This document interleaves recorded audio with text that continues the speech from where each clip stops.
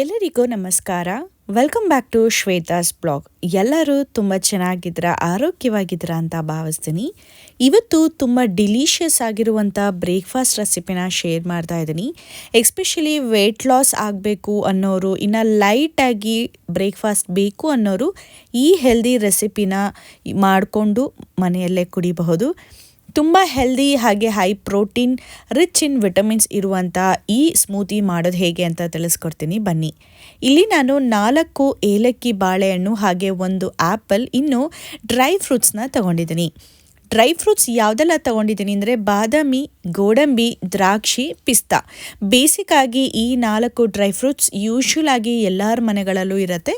ಇದೇ 4 ಡ್ರೈ ಫ್ರೂಟ್ಸ್ನ ಬಳಸ್ಕೊಂಡು ಇವತ್ತು ನಾನು ಸ್ಮೂದಿನ ಮಾಡ್ಕೋತಾ ಇದ್ದೀನಿ. ಈ ರೀತಿಯಾಗಿ ನಾವು ಡ್ರೈ ಫ್ರೂಟ್ಸ್ನ ಸ್ಮೂತಿ ಜೊತೆಗೆ ತೊಗೊಳ್ಳೋದ್ರಿಂದ ವೆಯ್ಟ್ ಲಾಸು ಕೂಡ ಆಗ್ತೀವಿ, ಹಾಗೆಯೇ ನಮಗೆ ಸ್ವೀಟ್ ಕ್ರೇವೆನ್ಸು ಕೂಡ ಕಡಿಮೆ ಆಗ್ತಾ ಹೋಗುತ್ತೆ. ವೆಯ್ಟ್ ಲಾಸ್ ಜೊತೆಗೆ ನಮಗೆ ಇವಾಗ ವೆಯ್ಟ್ ಲಾಸ್ ಮಾಡ್ತಾ ಇದ್ದೀವಿ, ನಮಗೆ ಬೇರೆ ಏನಾದರೂ ತೊಂದರೆ ಬರ್ಬೋದು ಅನ್ನೋ ಒಂದು ತಲೆಯಲ್ಲೂ ಕೂಡ ಇರುತ್ತೆ ಅಲ್ವಾ. ಆದರೆ ಈ ರೀತಿಯಾಗಿ ನಾವು ಡ್ರೈ ಫ್ರೂಟ್ಸ್ನ ಬಳಸೋದ್ರಿಂದ ನಮ್ಮ ಆರೋಗ್ಯನೂ ಕೂಡ ಸುಧಾರಿಸುತ್ತೆ. ಇನ್ನೂ ಹೆಲ್ತ್ ಬೆನಿಫಿಟ್ಸ್ನ ಮುಂದೆ ತಿಳಿಸ್ತೀನಿ ಬನ್ನಿ. ಇವಾಗ ಈ ಹಣ್ಣು ಹಾಗೆ ಡ್ರೈ ಫ್ರೂಟ್ಸ್ ಜೊತೆಗೆ 1 ಕಪ್ ಆಗೋಷ್ಟು ನೀರು ಹಾಗೆ 1 ಕಪ್ ಆಗೋಷ್ಟು ಹಾಲನ್ನ ತೊಗೊಂಡಿದ್ದೀನಿ. ಇವಾಗ ನಾನು ರುಬ್ಕೋಬೇಕು ಅಂದರೆ ಮಿಕ್ಸಿ ಜಾರ್ನ ತಗೊಂಡು ಇದಕ್ಕೆ ಆ್ಯಪಲ್, ಬನಾನಾ, ಇನ್ನು ನೆನೆಸಿಟ್ಕೊಂಡಿರುವಂಥ ಡ್ರೈ ಫ್ರೂಟ್ಸ್ನು ಕೂಡ ಹಾಕ್ಕೊಳ್ಬೇಕು. ಮೊದಲು ಇಲ್ಲಿ ಹಾಲನ್ನ ಹಾಕ್ಕೊಂಡು ರುಬ್ಕೊಳ್ಳಿ. ಚೆನ್ನಾಗಿ ನುಣ್ಣದಾಗಿ ರುಬ್ಕೊಂಡಿದ್ದ ನಂತರ ನಾವು ನೀರನ್ನ ಹಾಕಿ ಮತ್ತೊಮ್ಮೆ ಮಿಕ್ಸ್ ಮಾಡ್ಕೋಬೇಕಾಗತ್ತೆ. ಮೊದಲನೇ ಬಾರಿಗೆ ನಾವು ಜಾಸ್ತಿ ನೀರನ್ನು ಹಾಲನ್ನ ಹಾಕಿದ್ರೆ ತೆಳುವಾಗಿ ಇರೋದ್ರಿಂದ ನುಣ್ಣದಾಗಿ ರುಬ್ಕೊಳ್ಳೋದಿಲ್ಲ. ಈ ರೀತಿಯಾಗಿ ಸ್ವಲ್ಪ ಎಷ್ಟು ಬೇಕೋ ಅಷ್ಟು ರುಬ್ಕೊಳ್ಳೋದಕ್ಕೆ ನೀರನ್ನ ಹಾಕಿದ್ರೆ ಚೆನ್ನಾಗಿ ನುಣ್ಣದಾಗಿ ರುಬ್ಕೊಳ್ಳುತ್ತೆ. ನಾನಿವಾಗ 3 ಜನಕ್ಕಾಗೋ ಅಷ್ಟು ಈ ಸ್ಮೂದಿನ ಮಾಡ್ಕೋತಾ ಇದ್ದೀನಿ. ನೀವು ಎಷ್ಟು ಜನಕ್ಕೆ ಮಾಡ್ತೀರಾ ಅದರ ತಕ್ಕಂತೆ ಹಣ್ಣುಗಳು ಹಾಗೆ ಡ್ರೈ ಫ್ರೂಟ್ಸ್ನ ನೆನಾಕಿ ಇಟ್ಕೋಬೇಕಾಗತ್ತೆ. ನೋಡ್ಬೋದು ಇಲ್ಲಿ ಎಷ್ಟು ನೀಟಾಗಿ ನುಣ್ಣದಾಗಿ ರುಬ್ಕೊಂಡಿದೆ ಅಂತ ಹೇಳಿ. ಇವಾಗ ನಾನು ತೋರಿಸಿದಂಥ ನೀರು, ಹಾಲು 1 ಕಪ್ ಆಗೋಷ್ಟು ಕೂಡ ಹಾಕ್ಕೊಂಡು ರುಬ್ಕೊಂಡು ಇಟ್ಕೊಂಡಿದ್ದೀನಿ.